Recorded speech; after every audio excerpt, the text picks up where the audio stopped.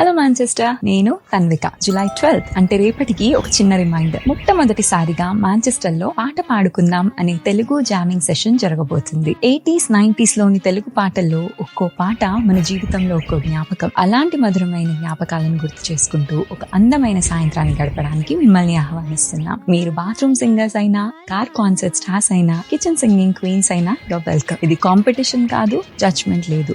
పాడడం రాకపోయినా సంగీతాన్ని ప్రేమించే మనసుంటే చాలు. అండ్ ఇంకొక చాలా ఇంట్రెస్టింగ్ విషయం ఏంటంటే, ఫ్రెష్ టాలెంట్కి ఛాన్స్ ఇస్తున్నారు.